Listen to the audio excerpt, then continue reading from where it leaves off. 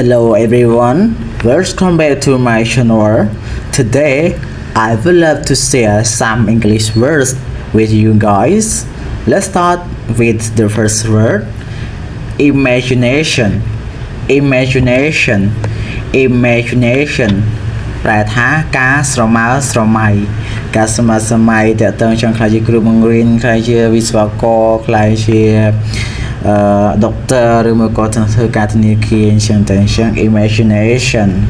តោះយើងទៅបន្តទៀតគឺប្រាក់ចំណូលគឺ income ប្រែថាប្រាក់ចំណូលចូលមកដល់ពាក្យថា I agree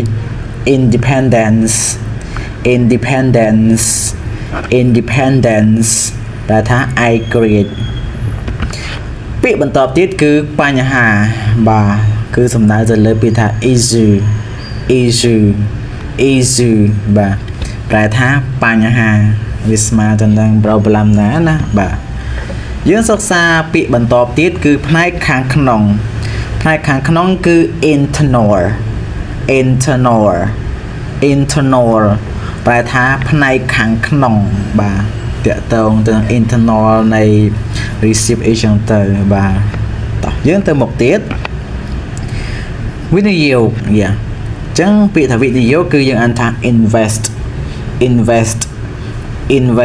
បាទប្រែថាវិនិយោគយើងវិនិយោគទៅលើវិស័យការងារវិនិយោគទៅលើវិស័យអីផ្សេងហ្នឹងទៅដើម្បីរកចំណូលបន្ថែមបន្ទាប់ពីការងារយើងបាទការងារស្នូលរបស់យើងសិក្សាពាក្យបន្តទៀតគឺមានបំណងបាទមានបំណងគឺ intent មានបំណងបាទប្រែមានបំណងពាក្យថាចាត់ចែងសម្ដែងឬមួយក៏រៀបចំប្រែថា perform បាទ perform បាទប្រែថាចាត់ចែងសម្ដែងឬមួយក៏រៀបចំចឹងទៅឧទាហរណ៍តើតើនឹងកន្លែងការងារអីគេតែប្រើពាក្យថា performance បាទ performance ហ្នឹងគឺសំដៅទៅលើការសម្ដែងមិនសម្ដែងរឿងគឺធ្វើការងារណាបងប្អូនគឺសម្ដែងទៅលើបង្ហាញសមត្ថភាពនៃការធ្វើការបានល្អអញ្ចឹង performance របស់គាត់គឺល្អនោះទទួលបាន benefit បន្ថែមអញ្ចឹងទៅបន្តទៀតគឺជាអចិន្ត្រៃយ៍ឬក៏ជានិរន្តរ៍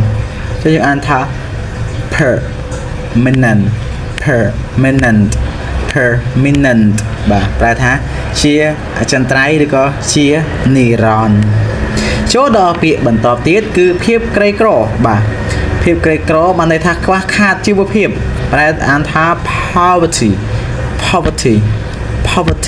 បាទ poverty ហ្នឹងគឺសំដៅទៅលើភាពក្រីក្រ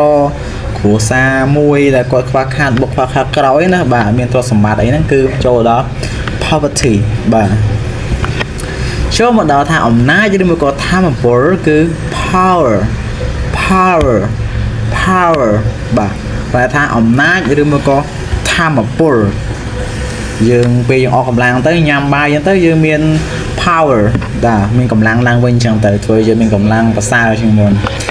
ចូលមកដល់ពាក្យចុងក្រោយគឺសញ្ញាបត្របងប្អូនណាខ្លះដែលចង់បានសញ្ញាបត្រនៅពេលអនាគតបាទដែលគេហៅថាបញ្ចប់បញ្ញាបត្រអីអញ្ចឹងណាបាទឬសញ្ញាបត្រហ្នឹងគឺ qualification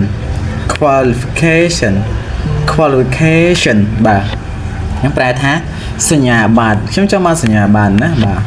qualification ប្រែថាសញ្ញាបត្របាទអរគុណច្រើនបងប្អូនសម្រាប់ការចូលតាមដានទស្សនានៅការចែករំលែកពាក្យមួយចំនួនពីខ្ញុំបាទ